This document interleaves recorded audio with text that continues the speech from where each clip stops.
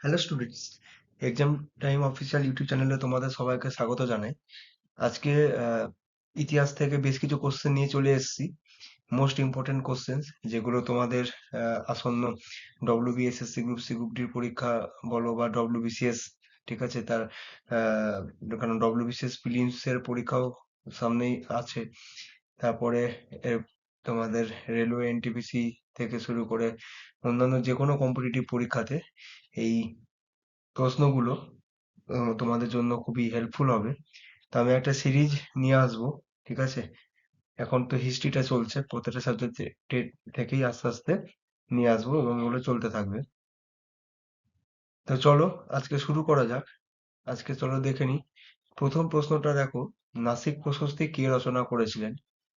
নাসিক প্রশস্তি কে রচনা করেছিলেন? ঠিক আছে, বলো তোমরা, তোমাদের কয়েক সেকেন্ড সময় দিই। নাসিক প্রশস্তি কে রচনা করেছিলেন? খুবই সোজা। চলো বলে দিই, নাসিক প্রশস্তি রচনা করেছিলেন গৌতমী বলশ্রী। নাসিক প্রশস্তি রচনা করেছিলেন গৌতমী বলশ্রী, ঠিক আছে। নাসিক প্রশস্তি রচনা করেছিলেন গৌতমী বলশ্রী, ঠিক। আচ্ছা, এই যে নাসিক প্রশস্তি এটা রচনা করেছিলেন গৌতমী বলশ্রী, তো নাসিক প্রশস্তি থেকে আমরা কার কথা জানতে পারি? নাসিক প্রশস্তি থেকে আমরা জানতে পারি গৌতমী পুত্র সাতকর্ণীর কথা, ঠিক আছে। নাসিক প্রশস্তি রচনা করেছিলেন গৌতমী বলশ্রী, ঠিক আছে। নাসিক প্রশস্তি রচনা করেন গৌতমী বলশ্রী, ঠিক আছে, রচনা করেন, ঠিক আছে। কেন রচনা করেন না? গৌতমীপুত্র সাতকর্ণীর তার আহ গৌতমীপুত্র সাতকর্ণীর মা হচ্ছেন গৌতমী বলশ্রী, ঠিক আছে। গৌতমী বলশ্রী ছিলেন গৌতমী বলশ্রী ছিলেন গৌতমী পুত্র সাতকর্ণীর মা। গৌতমী ছেলে, গৌতমী বলশ্রী ছেলে ছিল সাতকর্ণী, সেই জন্য আমরা তাকে গৌতমী পুত্র বলছি, গৌতমী পুত্র সাতকর্ণী, ঠিক আছে। তো সেই সাতকর্ণীর সময় এই সাতবাহন সাম্রাজ্য সর্বশ্রেষ্ঠ সাম্রাজ্যতে পরিণত হয় এবং সব থেকে শক্তিশালী সাম্রাজ্যে পরিণত হয়, ঠিক আছে। সব থেকে শক্তিশালী ভাবে এটি বলীয়ান হয়ে ওঠে। তো তারই বিজয় কথা, তার যশগৌরব রচনা করার জন্য যখন গৌতমীপুত্র সাতকর্ণী যখন মারা গেল, সাতকর্ণী মারা তার মৃত্যুর আহ, আহ, পরে তার মা গৌতমী বলশ্রী তার এই কীর্তিমান পুত্রের আহ, মানে এই গৌরব বা তার সময়ে যা যা ঘটেছিল, তার সময়ে যে সাম্রাজ্য এত শক্তিশালী হয়েছিল, সেটি তিনি এই নাসিক প্রশস্তিতে রচনা করেছেন। তো সেই নাসিক প্রশস্তি থেকেই আমরা গৌতমপুত্র সাতকর্ণী সম্বন্ধে জানতে পারি, ঠিক আছে। তো গৌতমপুত্র সাতকর্ণীর যে বলতে পারো একরকম বিজয় গান বা তার গৌরব, ঠিক আছে, হ্যাঁ, এই নিয়ে কিন্তু রচনা হয়েছিল, ঠিক আছে। এই নিয়ে রচনা হয়েছিল নাসিক প্রশস্তি, নাসিক প্রশস্তি, ঠিক আছে। আচ্ছা বলো তো, সাতবাহন বংশের আহ প্রতিষ্ঠাতা, সাতবাহন রাজবংশের প্রতিষ্ঠাতা কে ছিলেন? সাতবাহন রাজবংশের প্রতিষ্ঠাতা, সাতবাহন রাজবংশের প্রতিষ্ঠাতা দেখে নেব। সাতবাহন রাজবংশের প্রতিষ্ঠাতা কে ছিলেন? প্রতিষ্ঠাতা ছিলেন সিমুক। সাতবাহন রাজবংশের প্রতিষ্ঠাতা ছিলেন সিমুক, ঠিক আছে। এবং এই সাতবাহন মানে এরা সাতবাহনরা জাতিগতভাবে ব্রাহ্মণ ছিল। সাতবাহনরা সাতবাহনরা এদের জাতি ছিল, এরা ছিলেন ব্রাহ্মণ, ঠিক আছে। এনারা ছিলেন ব্রাহ্মণ, মনে থাকবে। আর প্রতিষ্ঠাতা বললাম, সাতবাহন রাজবংশের প্রতিষ্ঠাতা হচ্ছে সিমুক। আচ্ছা, এদের রাজধানী, এদের রাজধানী বলো কোথায় ছিল? সাতবাহনদের রাজধানী, সাতবাহনদের রাজধানী দেখে নেব। সাতবাহনদের রাজধানী দেখে নেব কোথায় ছিল, না পৈঠান, পৈঠান বা এটাকে প্রতিষ্ঠানও বলতে পারো। ঠিক আছে, তাহলে তাদের রাজধানী ছিল পৈঠান বা প্রতিষ্ঠান। সাতবাহনদের প্রতিষ্ঠাতা ছিল সিমুক। সাতবাহনদের জাতি ছিল ব্রাহ্মণ এরা। আর গৌতমীপুত্র সাতকর্ণী, ঠিক আছে, মানে গৌতমী বলশ্রী তার ছেলে ছিল এই সাতকর্ণী, এই জন্য তাকে গৌতমীপুত্র সাতকর্ণী বলছি। গৌতমীপুত্র সাতকর্ণী সমর্থে সাতবাহন সাম্রাজ্য মানে খুব শক্তিশালী হয়ে ওঠে, বলীয়ান হয়ে ওঠে। তো তার মৃত্যুর পর তার মা মানে গৌতমী বলশ্রী তিনি নাসিক প্রশস্তি রচনা করেন। ঠিক আছে, মনে থাকবে। চলো আমরা নেক্সট স্লাইডে যাবো এবার। আচ্ছা, এবার দেখো এবার কি কোশ্চেন আছে। নিম্নলিখিত কার উপাধি ছিল মহেশ্বর? নিম্নলিখিত কার উপাধি ছিল মহেশ্বর? বলো কি হবে। নিম্নলিখিত কার উপাধি ছিল মহেশ্বর? প্রথম কথপিসিস, বিতে আছে দ্বিতীয় কথপিসিস, প্রথম কনিষ্ক আর হুবিস্ক। চলো, নিম্নলিখিত কার উপাধি ছিল মহেশ্বর? এটা কি হবে? এটা হবে দ্বিতীয় কথপিসিস। এটা হবে দ্বিতীয় কথপিসিস। ঠিক আছে।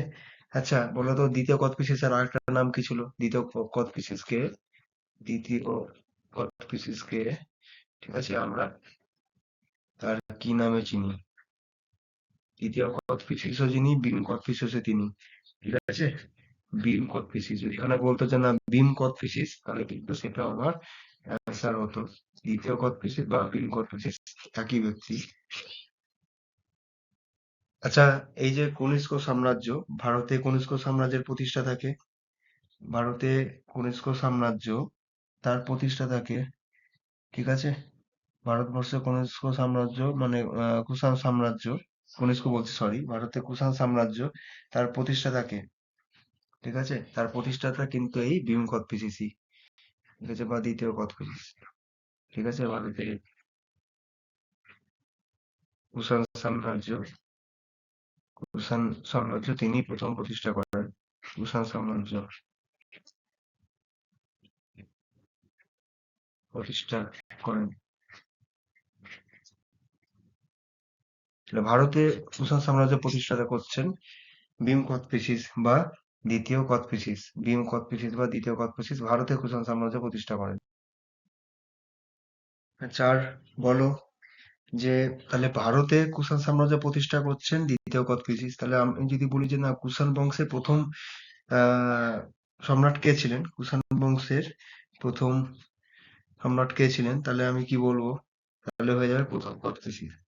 প্রথম কোচটিসিস, প্রথম কোচটিসিস তিনি ছিলেন কুষাণ বংশের বলতে পারো প্রতিষ্ঠাতা। মানে প্রথম কোচটিসিস কি করেন, যে ইউচি নামক জাতি ছিল, ইউচি, ইউচি জাতির সকল শাখাগুলোকে তিনি ঐক্যবদ্ধ করেছিলেন। ইউচি জাতির সকল শাখাগুলোকে তিনি ঐক্যবদ্ধ করেন এবং শেষ পর্যন্ত তিনি বলতে পারো যে কুষাণ সাম্রাজ্য তিনি প্রতিষ্ঠা করেছিলেন। ভারতের উত্তর পশ্চিমে সীমাবদ্ধ ছিল কনফুসিয়াসের কুষাণ সাম্রাজ্য। ঠিক আছে, ভারতের উত্তর পশ্চিমে সীমাবদ্ধ ছিল, তিনি ভারতে প্রবেশ করেননি। ঠিক আছে, ইনি কিন্তু প্রথমে ভারতে প্রবেশ করেননি, ভারতে সাম্রাজ্য বিস্তার করেন কিন্তু দ্বিতীয় কনফুসিয়াস, মনে থাকবে। ইনি কিন্তু প্রথম কনফুসিয়াস কিন্তু ভারতে আসেনি, ভারতের উত্তর পশ্চিমে তার সীমাবদ্ধতা ছিল। এই জাতি শাখাগুলোকে তিনি সীমাবদ্ধ করে সেখানে কুষাণ সাম্রাজ্য গড়ে তোলেন। ভারতের উত্তর পশ্চিমে, ভারতে তিনি প্রবেশ করেননি, ভারতে প্রবেশ করেন দ্বিতীয় কোচটিসিস, তিনি প্রথম সাম্রাজ্য গঠন করেছিলেন ভারতে। ঠিক আছে, বা ভীম কোচটিসিস। আচ্ছা, দ্বিতীয় কোচটিসিস এর আমি যদি সময়কাল বলি, দ্বিতীয় কোচটিসিস সম্বন্ধে একটু দেখে নেবো। দ্বিতীয় কোচটিসিস এর সময়কাল ধরো 65 থেকে 75 অব্দি। ঠিক আছে, খ্রিস্টাব্দ অবশ্যই। ঠিক আছে, খ্রিস্টাব্দ। ঠিক আছে, 65 থেকে 75 তার টাইম পিরিয়ড। আর আমি যদি প্রথম কোচটিসিস বলি, তার টাইম পিরিয়ড 15 থেকে 65, 15 থেকে 65 খ্রিস্টাব্দ হচ্ছে প্রথম কোচটিসিস এর টাইম পিরিয়ড। ঠিক আছে। আচ্ছা, আর দ্বিতীয় কোচটিসিস 65 থেকে 75। দ্বিতীয় কোচটিসিস সম্বন্ধে আর একটু দেখে নেবো। দ্বিতীয় কোচটিসিস কি করেছিলেন, না হচ্ছে তিনি প্রচুর স্বর্ণ মুদ্রা চালু করেন। তিনি প্রচুর স্বর্ণ মুদ্রা ভারতে কিন্তু তিনি কি করলেন, এই প্রচুর স্বর্ণ মুদ্রা ভারতে তিনি প্রবর্তন করেন। স্বর্ণ মুদ্রা তিনি ভারতে প্রবর্তন করেন। ঠিক আছে, প্রচুর স্বর্ণ মুদ্রা তিনি ভারতে চালু করেন। আচ্ছা, আর দ্বিতীয় কথপিসিস, আচ্ছা প্রথম কথপিসিস সম্বন্ধে আর একটু দেখে নেবো। প্রথম কথপিসিস মূলত প্রথম কথপিসিস মানে ধর্মের উপাসক ছিলেন, ইনি ছিলেন বৌদ্ধ ধর্মের উপাসক। প্রথম কথপিসিস ছিলেন বৌদ্ধ ধর্মের উপাসক। আর দ্বিতীয় কথপিসিস তিনি ছিলেন শিবের উপাসক। দ্বিতীয় কথপিসিস তিনি ছিলেন শিবের উপাসক। আচ্ছা, দ্বিতীয় কথপিসিস ইনি ইনি হচ্ছেন শিবের উপাসক। প্রথম কথপিসিস হচ্ছেন বৌদ্ধ ধর্মের উপাসক। মনে থাকবে, মনে থাকবে। তাহলে এ হলো আমার দ্বিতীয় কথপিসিস, যার উপাধি হচ্ছে দ্বিতীয় কথপিসিস, যার উপাধি ছিল মহেশ্বর। তাহলে অনেকগুলো ইনফরমেশন তোমরা এখান থেকে পেলে। চলো নেক্সট স্লাইডে তাহলে যাওয়া যাক। নেক্সট স্লাইড দেখে নাও। আচ্ছা, নেক্সট স্লাইড দেখো। দেখো কি বলছে এখানে, অশোকের কোন শিলালিপি থেকে জানা যায় যে তিনি 5টি গ্রিক শাসিত রাজ্য এর কাছে তার ধর্মদূতকে পাঠিয়েছিলেন? অশোকের কোন শিলালিপি থেকে জানা যায় যে তিনি 5টি গ্রিক শাসিত রাজ্য এর কাছে তার ধর্মদূতকে পাঠিয়েছিলেন? তাহলে চলো দেখে নিই এটা কি হবে। অপশন এ বলছে একাদশ, অপশন বি দ্বাদশ, অপশন সি ত্রয়োদশ এবং অপশন ডি হচ্ছে পঞ্চদশ। ঠিক আছে, এটা সঠিক উত্তর হবে ত্রয়োদশ। এটি সঠিক উত্তর হবে ত্রয়োদশ। ঠিক আছে, তাহলে চলো এর সম্বন্ধে আরো কিছু ইনফরমেশন আমরা দেখে নিব। ঠিক আছে, এর সম্বন্ধে আরো কিছু ইনফরমেশন আমরা দেখে নিই। তাহলে দেখো, 5টা গ্রিক শাসিত রাজ্য ছিল এবং তার কাছে তিনি ধর্মদূত পাঠিয়েছিলেন। তো এই ধর্মদূতের নাম কি ছিল? কেউ যদি বলতে পারে ধর্মদূতের নাম কি ছিল? ধর্মদূতের নাম ছিল মহারক্ষী। ধর্মদূতের নাম ছিল মহারক্ষিত। ঠিক আছে, মহারক্ষিত নামে ধর্মদূতকে তিনি 5টা গ্রিক শাসিত রাজ্যের কাছে তিনি পাঠিয়েছিলেন মহারক্ষিত নামে ধর্মদূত। ঠিক আছে, আর এই 5টি যে রাজ্য, গ্রিক শাসিত রাজ্য ছিল, তারা কারা কারা ছিল? 5টি গ্রিক শাসিত রাজ্য, 5টি গ্রিক শাসিত রাজ্য কারা কারা ছিল বলো? সিরিয়া ছিল একটা, সিরিয়ার কাছে পাঠান। কেউ দ্বিতীয় বলো, সিরিয়া ছিল। তা আর কে ছিল বলো? এপিরাস ছিল, এপিরাস রাজ্যের কাছে পাঠান। 3 নম্বরে সাইরিন, সাইরিনের কাছে পাঠান, মানে আফ্রিকা। যা, ঠিক আছে, তারপরে আর কে ছিল বলো? এপিরাস হলো, আচ্ছা, তারপরে 4 নম্বরে ছিল তোমার ম্যাসিডন, ম্যাসিডন। ঠিক আছে, আর কে বাদ থাকলো? সিরিয়া হলো, ম্যাসিডন হলো, এপিরাস হলো, আর সাইরিন হলো, তাই তো? সিরিয়া, ম্যাসিডন, এপিরাস আর সাইরিন। ও আর একটা কে, আর একটা ছিল তোমার মিশর, মিশর, মিশর রাজ। এটা লিখে দিচ্ছি, মিশর রাজের নাম কি ছিল? মিশরের এর নাম ছিল তোমার টলেমি, ফিলাডেলফাস।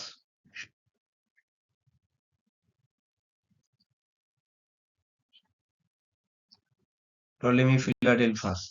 ঠিক আছে, ম্যাসিডন রাজ, ম্যাসিডন রাজের নাম ছিল, ম্যাসিডন রাজের নাম দেখে নেবো। বলো ম্যাসিডন রাজের নাম কি ছিল? ম্যাসিডন রাজ,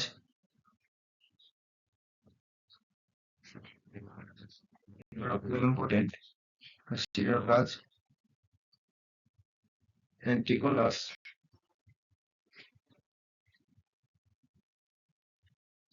গোনেটাস। 1 মিনিট, অ্যান্টিগোনাস,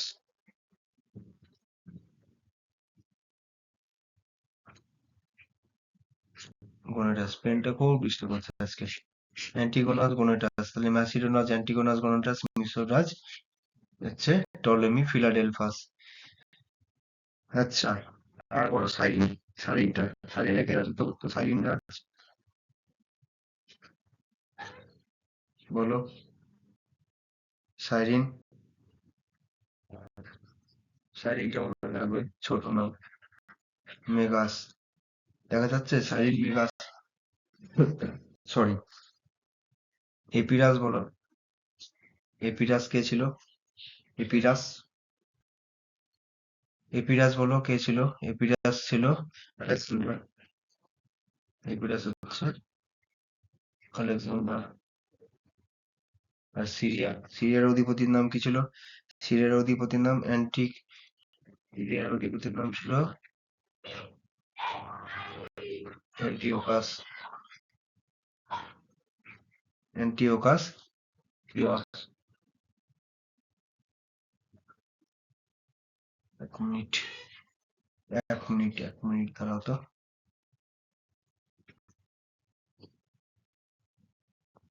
ওকে, চলো অ্যান্টিওকাস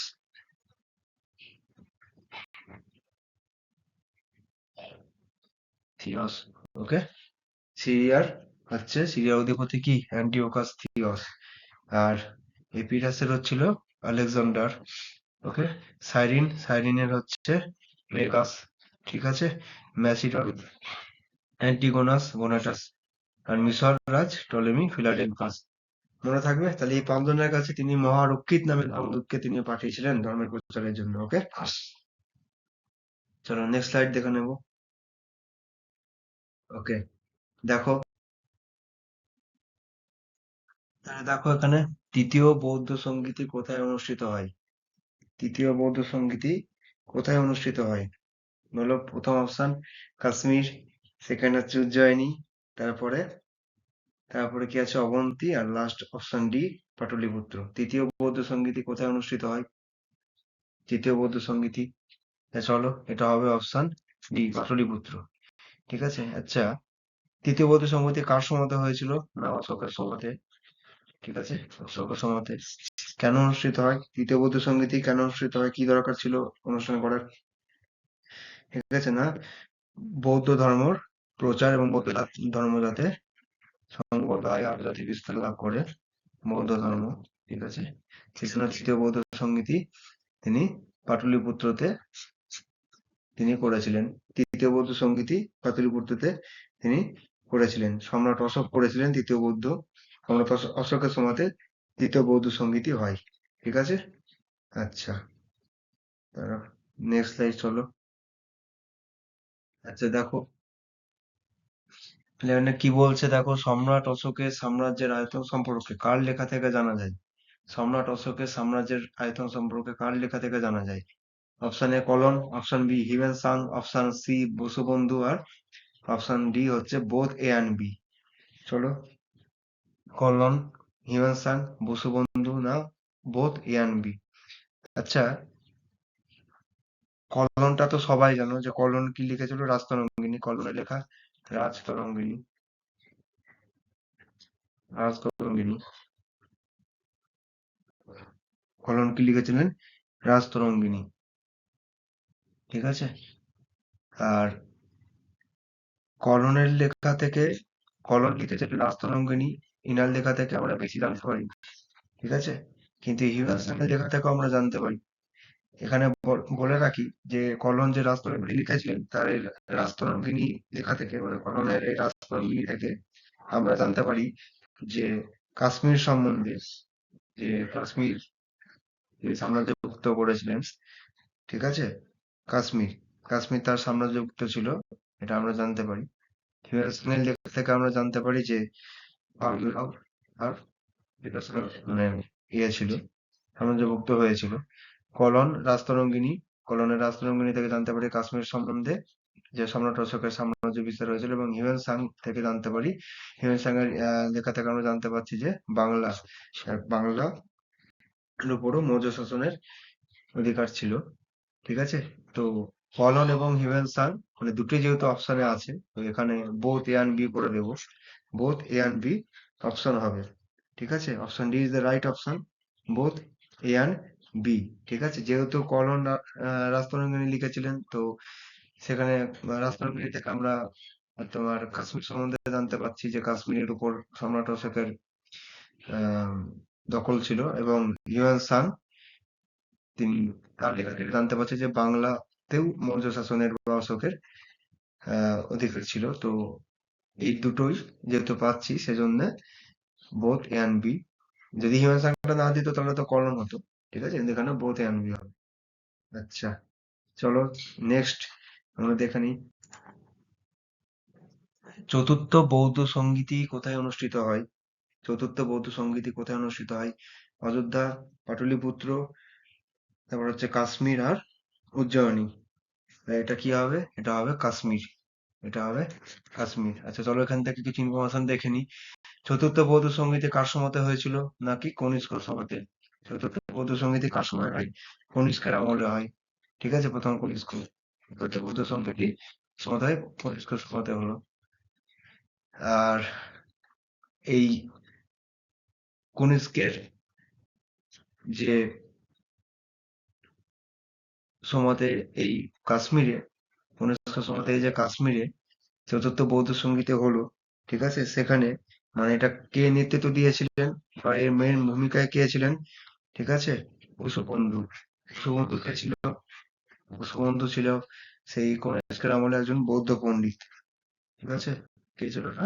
বৌদ্ধ পণ্ডিত। ঠিক আছে, বৌদ্ধ পণ্ডিত ছিল বসুবন্ধু। ঠিক আছে, সে বসুবন্ধুর নেতৃত্বেই প্রথম কনিষ্কর সময়ে কাশ্মীর বা জলান্ধর, মতান্তরে জলান্ধর বলাও ভালো, ঠিক আছে, সেখানে কিন্তু এই চতুর্থ বৌদ্ধ সংগীতি হয়। ঠিক আছে, আর এই সম্মেলনেই এই যে যে মহাসম্মেলনের বা মহাযজ্ঞের আয়োজন করা হয়েছিল, এখান থেকেই আমাদের মহাযান ধর্মমতের উদ্ভব। 1 মিনিট, মহাযান, যার মহাযান তোমরা পড়েছো, সেই মহাযান, মহাযান ধর্মমতের উদ্ভব কিন্তু এখান থেকেই হয়। মহাযান ধর্মমতের উদ্ভব কিন্তু এখান থেকেই হয়। ঠিক আছে, বৌদ্ধ ধর্মমত আর তোমার এই এটি প্রায় 3 মাস ব্যাপী চলেছিল। আর 3 মাস ব্যাপী এই মহাসম্মেলন চলে। ঠিক আছে, 3 মাস ব্যাপী এই মহাসম্মেলন চলে বা অনুষ্ঠিত হয়। ঠিক আছে, তো তারই যে সংকলন, ঠিক আছে, সেটি রচনা করেছিল বসুবন্ধু। ঠিক আছে, সেই বসুবন্ধু এই 3 মাস ব্যাপী যা যা হয়েছে সেটা রচনা করেন। যে বইটা তিনি লিখেছিলেন, ঠিক আছে, সেটা বা তার ব্যাখ্যা সমূহ বলতে পারো, সেটা মহাবিভাষা নামে পরিচিত। পরিচিত মহাবিভাষা। ঠিক আছে, মহাবিভাষা নামে পরিচিত। ঠিক আছে, কে রচনা করেন মহাবিভাষা? বসুবন্ধু রচনা করেন। বসুবন্ধু, বসুবন্ধু রচনা করেন মহাবিভাষা। মনে থাকবে, বসুবন্ধু রচনা করেন মহাবিভাষা। মহাবিভাষাতে কি কি থাকলো তাহলে? এই 3 মাস ব্যাপী যা যা যা এখানে আলোচনা হয় বা যা যা কিছু হয়, গৃহীত হয়, সমস্ত কিছু মহাবিভাষাতে তিনি আলোচনা করেন। ঠিক আছে, মহাবিভাষা তিনি রচনা করেন, বসুবন্ধু রচনা করেন এই মহাবিভাষা। ঠিক আছে, আচ্ছা চলো তাহলে, হয়ে গেল আমার চতুর্থ বৌদ্ধ সংগীতি। ঠিক আছে, কুষাণ বংশের শ্রেষ্ঠ রাজা প্রথম কনিষ্ক, সবাই জানো। কনিষ্ক কুষাণ বংশের শ্রেষ্ঠ রাজা ছিলেন। কুষাণ বংশের শ্রেষ্ঠ রাজা ছিলেন। চলো তাহলে নেক্সট। দেখো এখানে ওই কোশ্চেনে দেওয়া হয়েছে মহাবিভাষা কে রচনা করেন। এখনই বললাম মহাবিভাষা রচনা করেন বসুবন্ধু। ডিটেলস তো সব আগের স্লাইডে বলে দিয়েছি, সো এখানে আর বলার কিছু নাই। ঠিক আছে, মহাবিভাষা রচনা করেন বসুবন্ধু। চলো,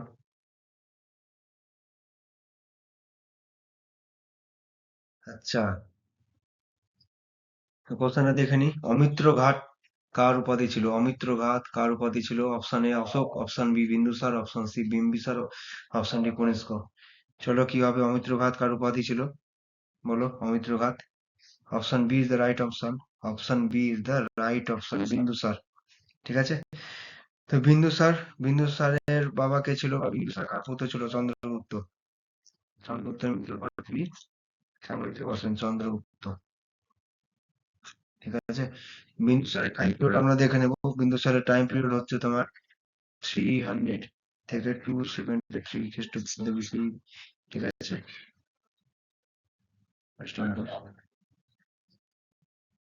300 থেকে 273। ঠিক আছে, বিন্দুসার। আচ্ছা এই অমিত্র ঘাত, এই অমিত্র ঘাত এর মানে কি? অমিত্র ঘাতের মানে কি? শত্রু হননকারী। মনে রাখবে সবাই, অমিত্র ঘাতের মানে হচ্ছে শত্রু হননকারী। অমিত্র ঘাতের মানে হচ্ছে শত্রুকে হনন করে বা শত্রু হননকারী। তার সাম্রাজ্য সম্বন্ধে এমন বেশি কিছু পাওয়া যায়নি, বা সেটাই। ঠিক আছে, এটুকু মনে রাখলেই হবে। আচ্ছা চলো নেক্সট। আচ্ছা তাহলে চলো, প্রথম সাতকর্ণী কোন লিপি বলো? কোন লিপি থেকে জানা যায় যে প্রথম সাতকর্ণী কলিঙ্গরাজ খারবেল কর্তৃক পরাজিত হন? খুব ইম্পর্টেন্ট কোশ্চেন এটা। কোন লিপি থেকে জানা যায় যে প্রথম সাতকর্ণী কলিঙ্গরাজ খারবেল কর্তৃক পরাজিত হন? অপশন এ নানাকার শিলালিপি, অপশন বি হাতিগুম্পা লিপি, অপশন সি ত্রয়োদশ শিলালিপি, অপশন ডি চতুর্দশ শিলালিপি। কোন শিলালিপি থেকে জানা যায় বলো? কোন শিলালিপি থেকে? হাতিগুম্পা লিপি, হাতিগুম্পা লিপি। ঠিক আছে, এক মিনিট, পেনটা আবার সিলেক্ট হচ্ছে না। হ্যাঁ চলো, হাতিগুম্পা লিপি থেকে আমরা জানতে পারি। ঠিক আছে, কোন লিপি থেকে জানতে পারছি না, হাতিগুম্পা লিপি থেকে আমরা জানতে পারছি যে কলিঙ্গরাজ খারবেল কর্তৃক তিনি পরাজিত হন। আচ্ছা তাহলে প্রথম সাতকর্ণী সম্বন্ধে চলো একটু দেখে নিই। প্রথম সাতকর্ণী, প্রথম সাতকর্ণী সম্বন্ধে একটু দেখে নিই। আচ্ছা আমি এর আগে ইয়েতে বললাম মানে প্রথম স্লাইডে যে কোশ্চেনটা ছিল যে সাতবাহন বংশের প্রতিষ্ঠাতা কে? না সিমুক। ঠিক আছে, সিমুকের পরে কি আসে? সিমুকের পরে আসে, সিমুকের পরে কি আসছে বলো? সিমুকের পরে আসছে তোমার পরবর্তী রাজার নাম হচ্ছে কান্যবা কৃষ্ণ। ঠিক আছে, পরবর্তী রাজার নাম হচ্ছে কান্যবা কৃষ্ণ। ঠিক আছে, কান্যবা কৃষ্ণ বা কান্য। ওকে, কান্যবা কৃষ্ণ। তারপরে আছে প্রথম সাতকর্ণী। কি আসছে? প্রথম সাতকর্ণী। ওকে, তাহলে সব প্রথমে সিমুক, তারপরে কান্দবাগ কৃষ্ণ, তারপরে হচ্ছে প্রথম সাতকর্ণী। তো প্রথম সাতকর্ণী তার স্ত্রীর নাম কি ছিল? তার রানীর নাম কি ছিল বলো? প্রথম সাতকর্ণীর রানীর নাম ছিল রানী নায়িকা, নায়নিকা। ওকে, তার রানীর নাম ছিল রানী নায়নিকা। আচ্ছা, নায়নিকা একটা শিলালিপি তিনি রচনা করেছিলেন, তার নাম ছিল নানাঘাট শিলালিপি, যেখান থেকে আমরা প্রথম সাতকর্ণী সম্বন্ধে অনেক কিছু জানতে পারি। নানাঘাট শিলালিপি, নানাঘাট শিলালিপি। ঠিক আছে, এই যে নানাঘাট শিলালিপি দেখছো, এটি রচনা করেছিলেন কোন স্ত্রী? নায়নিকা রচনা করেছিলেন নানাঘাট শিলালিপি, নানাঘাট শিলালিপি। এই নানাঘাট শিলালিপি থেকে প্রথম সাতকর্ণী সম্বন্ধে আমরা অনেক কিছু জানতে পারি। ঠিক, আচ্ছা তাহলে নানাঘাট শিলালিপি থেকে আমরা প্রথম সাতকর্ণী সম্বন্ধে অনেক কিছু জানতে পারছি।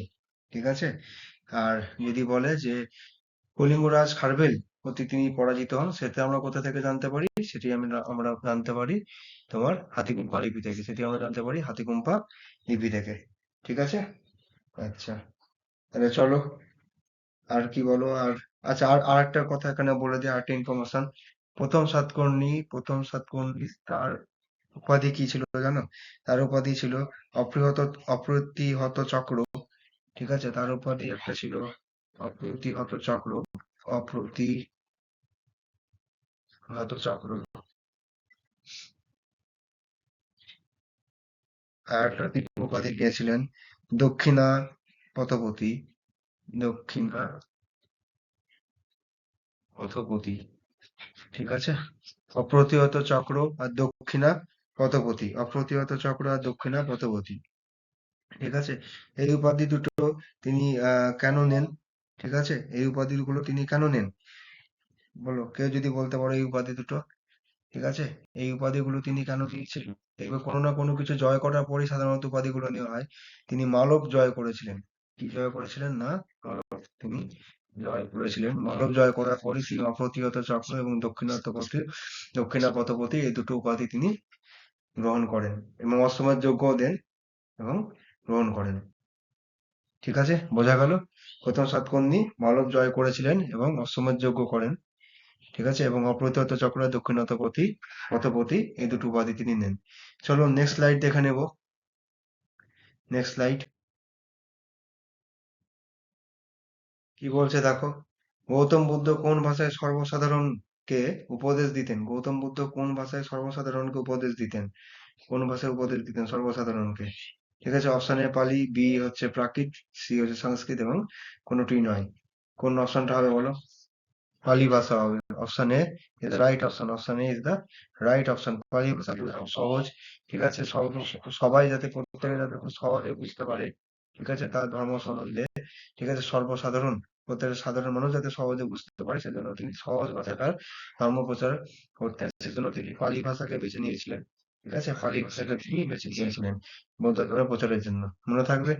সো আজকের ভিডিওটা এই অবধি। 10টা প্রশ্ন আজকে তোমাদের করালাম। ঠিক আছে? আশা করছি ভালো লেগেছে এবং সাইডে যে ইনফরমেশন গুলো বললাম, ঠিক আছে? সেই ইনফরমেশন গুলো কাইন্ডলি একটু নোটস করে নেবে। এর পরের দিন আবার এরকম ভিডিও নিয়ে আসবো হিস্ট্রি রিলেটেড। ঠিক আছে?